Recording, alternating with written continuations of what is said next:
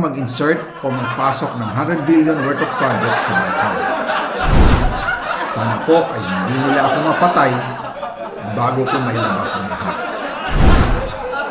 Ginawa ko lang ang gusto sa akin, pero ngayon, handa na akong harapin ang lahat. Ginagamit ng administrasyon ang buong resources ng bansa para tumahimik ako. That he will shoot me if I will talk. Gagamitin ako bilang panakipbutas sa kanilang kampanya laban sa korupsyon.